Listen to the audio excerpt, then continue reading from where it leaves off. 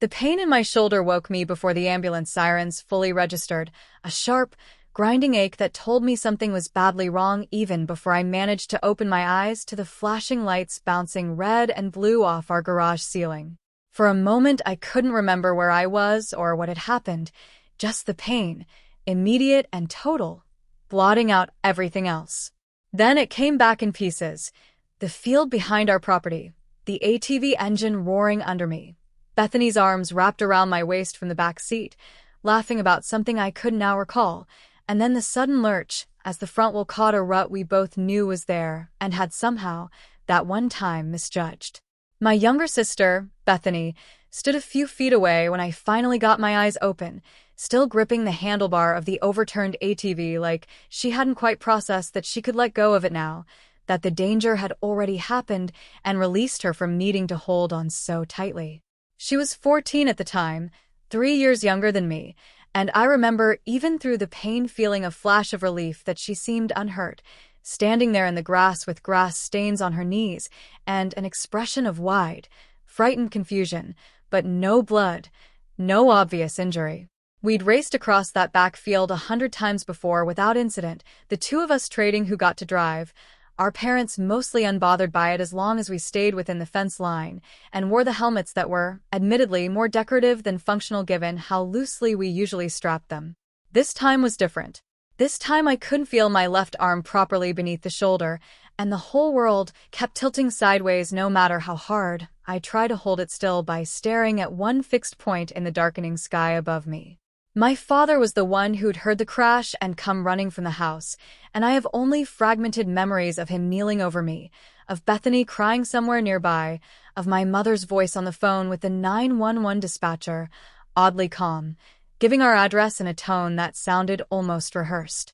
The ambulance ride itself is mostly lost to me now, a blur of motion and pain, and a paramedic's steady, professional voice asking me questions I only partially answered. My name, whether I knew what day it was, whether I could feel my fingers. At the hospital, through the haze of the pain medication they'd started in the ambulance and the particular fluorescent disorientation of an emergency room at 2 a.m, harsh white light, and the constant beeping of machines from curtained bays on either side of mine, I remember my mother leaning close to my good ear while a technician wheeled my gurney toward radiology, her voice low and urgent in a way that didn't match the concern I would have expected from a parent whose daughter had just been rushed to the hospital in genuine physical danger. When they asked what happened, she said, her hand gripping the metal rail of the gurney, "Just say you were driving too fast and lost control. Don't mention Bethany was on the back with you. Insurance gets complicated with 2 riders on 1 ATV, and honestly, sweetheart, we don't need this becoming a whole thing with the county too. They get involved sometimes with vehicle accidents involving minors, and it's just easier if it's simple." I was 17, disoriented, in more pain than I'd ever experienced in my entire life up to that point, and my mother was coaching me on a version of events before the doctors had even finished their initial exam, before anyone had even confirmed how badly I was actually hurt. I nodded, because nodding was easier than arguing through the sharp, nauseating throb radiating from my shoulder with every small movement, and because some quiet, tired part of me, even then, half-conscious and drowning in adrenaline, understood without being able to fully articulate it that my mother's version of events wasn't really about insurance complications at all, that there was something underneath the explanation she was offering that didn't quite add up, some urgency that felt less like practical caution and more like fear of a very specific kind. They took me back for x-rays shortly after that, my mother forced to wait in the hallway while the technician positioned my arm as gently as she could manage, apologizing every time the movement made me wince or gasp. I remember staring up at the ceiling tiles during that process, counting them to distract myself from the pain, listening to the machine whir and click above me, and feeling, underneath the physical agony, a strange low hum of anxiety about the conversation I knew was coming once someone actually looked at those images. They wheeled me back to my bay afterward, my father pacing near the window, my mother sitting rigid in the plastic chair beside my bed, Bethany somewhere down the hall with a nurse who'd offered to get her a juice box and a coloring book despite her being well past the age for either, a small kindness that had made her cry harder rather than less, overwhelmed by the whole night. We waited nearly 45 minutes for someone to come back with results, my mother checking her phone repeatedly, my father staring out at the dark parking lot, neither of them talking to each other or to me beyond the occasional strained reassurance that everything would be fine, that I was being so brave, that we'd all laugh about this someday. When the orthopedic resident finally came back in, a young man who couldn't have been more than a few years out of medical school, he had the images pulled up on a rolling monitor, and he started by confirming what we already suspected: a fractured shoulder, the humerus cleanly broken near the joint, the kind of injury that happens commonly enough in ATV accidents that he'd clearly seen dozens like it. He explained the treatment plan in a calm, methodical voice: a sling for the initial weeks, physical therapy to follow, a recovery timeline of a few months with proper care. My mother visibly relaxed as he spoke, her shoulders dropping slightly from where they'd been held tense near her ears the entire time we'd been waiting. Then he paused, scrolling back through the images on the screen, his brow furrowing slightly in a way that made the whole room go quieter. Even Bethany, who'd just been brought back in and settled into a chair near the door, seeming to sense the shift in atmosphere without understanding why.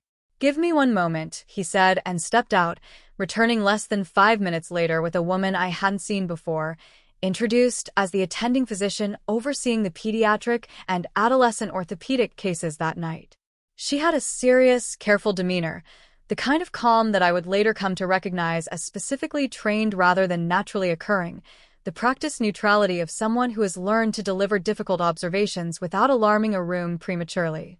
She studied the monitor for a long moment, murmuring something to the resident that I couldn't fully catch, and then she turned, not toward my mother or my father, but toward me directly, her eyes meeting mine with a kind of focused attention that felt different from anything else that had happened all night. "There's evidence here of 2 previous fractures," she said, her voice careful and deliberate, pitched for me specifically even though everyone in the room could hear her. "Both in this same arm, actually one in the lower forearm, one closer to the wrist. Both appear to have healed already, and neither one has any record of documented medical treatment in the history you gave us on intake. Can you tell me anything about those?" I looked at my mother. She looked at the floor. I looked at my mother. She looked at the floor, her hands twisting together in her lap, a small, tight motion I recognized from years of watching her do it whenever a conversation veered somewhere she didn't want it to go. Parent-teacher conferences where my grades came up short, arguments with my father conducted in low voices behind closed doors that I wasn't supposed to hear, but always did.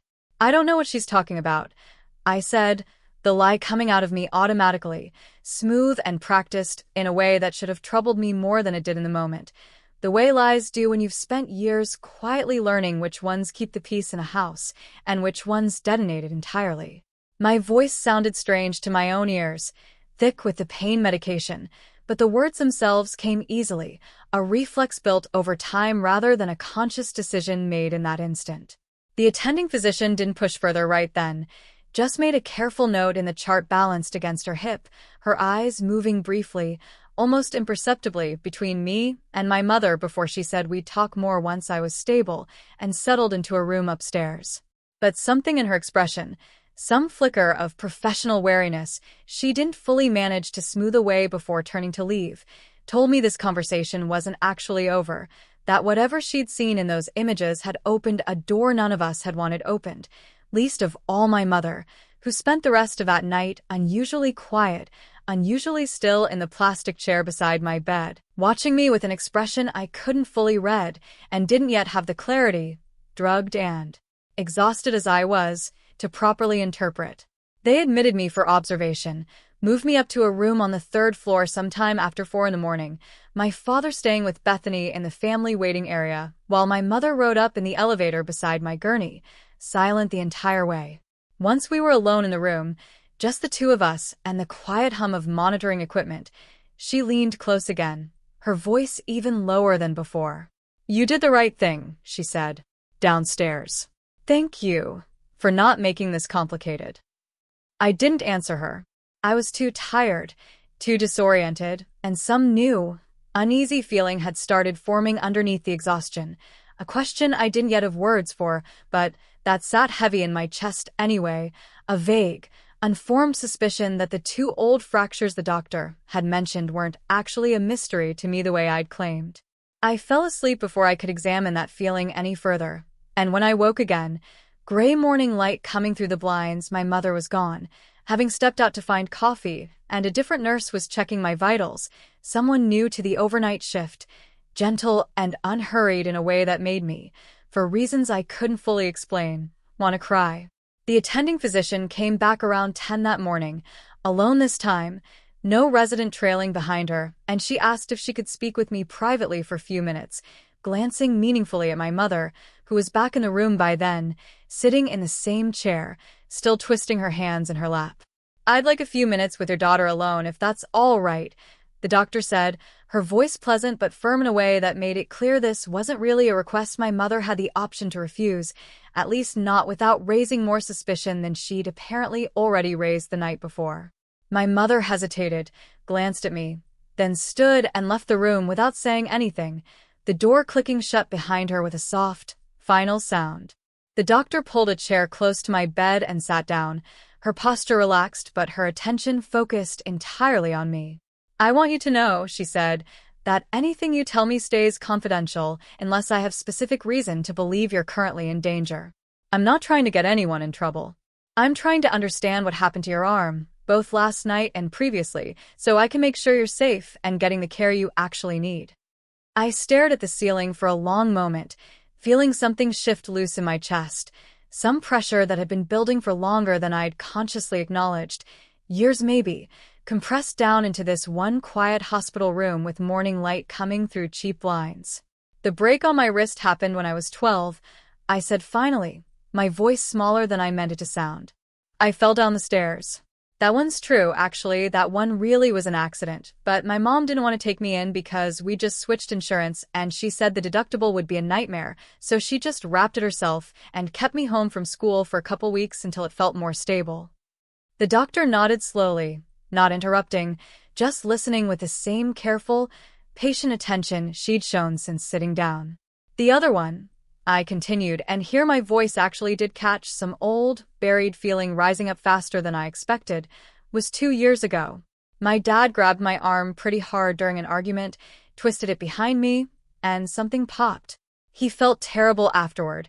He cried actually, and my mom took care of it at home the same way, said hospitals ask too many questions, and we didn't need someone getting the wrong idea about a family that loves each other as much as we do."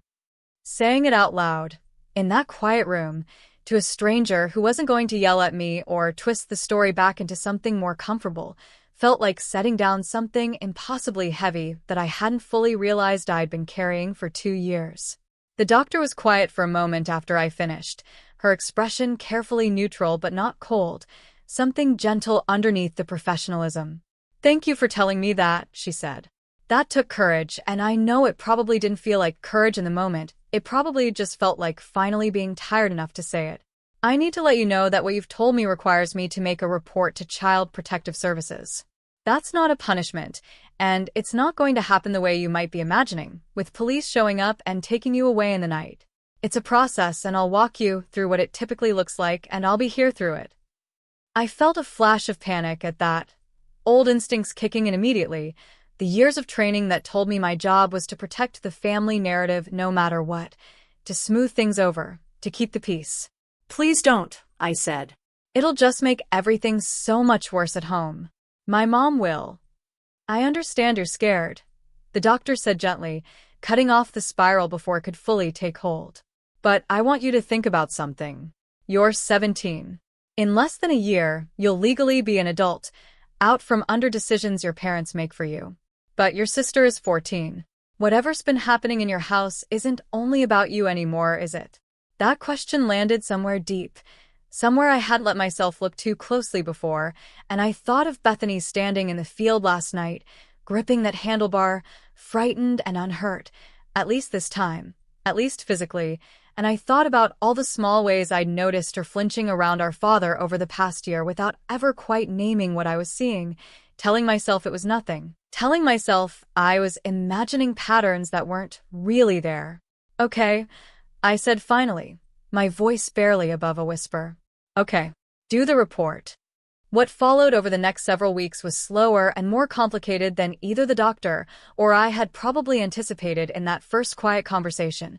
A process involving caseworkers and follow-up interviews, a tense, careful unwinding of a family structure that had been built for years around silence and smoothed over explanations. My mother was furious when she found out what I'd said, furious in the cold, controlled way that had always frightened me more than shouting ever could, though she never touched me again after that, something in the presence of official oversight seeming to genuinely restrain whatever had allowed things to happen before. My father moved out for a period during the investigation, required by the terms of a safety plan the caseworker put in place, and there were months of family therapy sessions that felt excruciating and necessary in roughly equal measure, sessions where I finally said things out loud that I'd swallowed for years, where Bethany, to my surprise and relief, backed up more of what I said than I'd expected, having noticed and absorbed more than I'd given her credit for at 14. The investigation ultimately didn't result in criminal charges.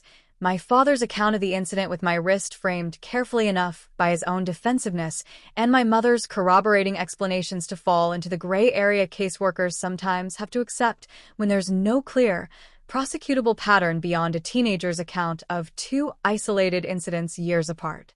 But it did result in real, lasting changes, a mandated period of family counseling, a caseworker who checked in periodically for the following year, and something quieter and less official but just as significant, a shift in the atmosphere of our house, a wariness on my parents' part that, whatever its underlying motivation, translated into an actual reduction in the kind of physical volatility that had shaped so much of my adolescence without my ever having language for it. I think about that attending physician sometimes, years later now, a woman whose name I still remember clearly, even though I never saw her again after I was discharged. She could have taken my first answer at face value, could have let the convenient lies stand the way so many adults in my life had let convenient lies stand before her. Instead, she asked one more question, gently, patiently, and gave me the room to finally tell the truth I hadn't realized, until that exact moment, how badly I needed to say out loud.